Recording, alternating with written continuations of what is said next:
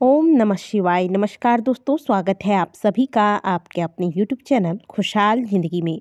दोस्तों, बात करेंगे साल की पहली एकादशी यानी कि पौष मास के शुक्ल पक्ष की एकादशी के बारे में बात करेंगे। सनातन धर्म में सभी व्रतों में श्रेष्ठ व्रत एकादशी का व्रत माना जाता है। कहा जाता है कि जो व्यक्ति नियम पूर्वक सभी नियमों का पालन करते हुए एकादशी व्रत को पूर्ण करता है, उसे किसी अन्य व्रत की आवश्यकता नहीं होती है। एकादशी व्रत सभी मनोकामनाओं को पूर्ण करके मोक्ष दिलाने वाला व्रत माना गया है। सनातन धर्म में प्रत्येक माह के शुक्ल पक्ष और कृष्ण पक्ष की एकादशी तिथि को एकादशी व्रत रखा जाता है। इसके एक दिन पहले दशमी तिथि पर नहाय खाए के साथ व्रत के नियमों का आरंभ होता है। एकादशी तिथि पर भगवान की विधि पूर्वक पूजा अर्चना की जाती है, व्रत धारण किया जाता है तथा अगले दिन द्वादशी तिथि पर शुभ मुहूर्त का ध्यान रखते हुए ब्राह्मणों को भोजन कराने के पश्चात स्वयं व्रत का पारण करना चाहिए।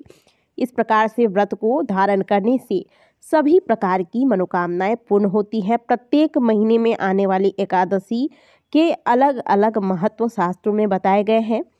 पौष मास के शुक्ल पक्ष की एकादशी को पुत्रदा एकादशी के नाम से जाना जाता है।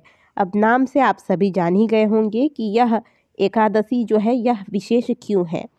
जो खास करके निसंतान लोग हैं, जो पुत्र की इच्छा रखते हैं, ऐसे दाम्पत्यों के लिए यह व्रत बहुत ही महत्वपूर्ण होता है। इस व्रत के प्रभाव से निसंतान को संतान की प्राप्ति होती है। साथ ही यदि संतान के जीवन में किसी भी प्रकार की समस्याएं चल रही हैं, चाहे स्वास्थ्य संबंधित समस्याएं हैं या फिर कोई अन्य समस्याएं हैं, सभी प्रकार की समस्याएं भी इस एकादशी के व्रत को धारण कर लेने मात्र से दूर हो जाती हैं।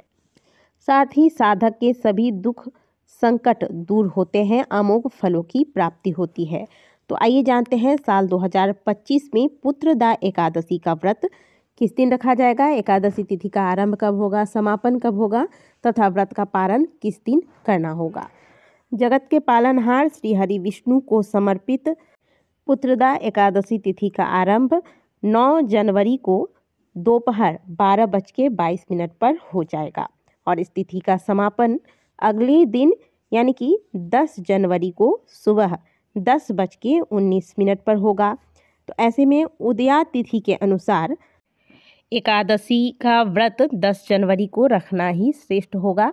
9 जनवरी को दिन भर आपको एकादशी तिथि प्राप्त हो रही है, लेकिन यह दशमी युक्त एकादशी है, जबकि शास्त्रों के अनुसार हमेशा द्वादशी युक्त एकादशी ही शुभ फलों की प्राप्ति करवाता है।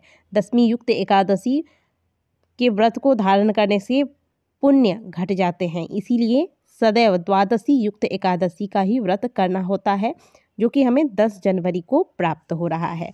तो ये तो हो गया कि हमें व्रत किस दिन रखना है। अब इस दिन विशेष में आपको क्या करना है और व्रत का पारण किस दिन करना है ये जान लेते हैं। 10 जनवरी को ब्रह्म मुहूर्त होगा सुबह 5:27 से लेकर सुबह 6:21 तक और अभिजीत मुहूर्त होगा दोपहर 12:08 से लेकर दोपहर 12:50 तक।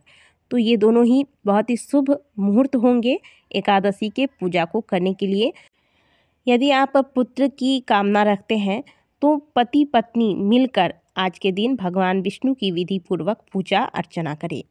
हो सके तो व्रत करें, और यदि व्रत नहीं रख पाते हैं तो ऐसे में आप जो भी आज भोजन लेते हैं वह फलाहारी भोजन लें, क्योंकि एकादशी व्रत में केवल एक बार ही फल लेने का विधान है। आप पानी पिएं या फल लें, बस एक बार ही लेना चाहिए। लेकिन यदि आप व्रत नहीं कर सकते इस विधि से, तो आप दिन में या रात में जब भी आपको भूख लगे आप फल लेते हुए या फिर दूध जूस इस प्रकार से आप इन चीज़ों का सेवन करते हुए भी एकादशी के नियमों का पालन कर सकते हैं। भगवान विष्णु की विधि पूर्वक पूजा अर्चना इत्यादि करें, विष्णु सहस्त्र नाम का पाठ करें। इसके अलावा भगवान विष्णु की विशेष कृपा प्राप्ति के लिए आज के दिन गजेंद्र मोक्ष का पाठ कर सकते हैं। और रात्रि जागरण अगर हो सके तो रात्रि जागरण भी करना चाहिए। अगर रात्रि जागरण नहीं कर सकते हैं तो रात में जितनी देर भी आप जागते हैं भगवान का नाम कीर्तन करें या फिर भगवान के नाम को सुमिरते रहें, भगवान की कथा का श्रवण करें। इस प्रकार से एकादशी पर जितना हो सके भगवान का ध्यान करना चाहिए। बात करते हैं एकादशी के पारण का। तो एकादशी व्रत का पारण हमेशा द्वादशी तिथि पर और सूर्योदय होने के बाद ही किया जाता है। इसीलिए 11 जनवरी को सुबह 7:15 से लेकर सुबह 8:21 के बीच में आप एकादशी व्रत का पारण कर लें। यही व्रत के पारण का शुभ मुहूर्त होगा। तो पुत्रदा एकादशी का व्रत हम सब मिलकर इस बार 10 जनवरी को रखेंगे। यदि व्रत रख सकते हैं तो व्रत जरूर रखिएगा, नहीं तो व्रत के खान पान के जो विशेष नियम बताए गए हैं इनका ध्यान रखते हुए भगवान की पूजा अर्चना अवश्य करें। आशा करते हैं कि दी गई जानकारी आपको अच्छी लगी होगी। वीडियो अगर आपको अच्छी लगी है तो वीडियो को लाइक ज़रूर कीजिएगा। मिलते हैं आपसे अगली वीडियो में, तब तक के लिए ओम नमः शिवाय, हर हर महादेव।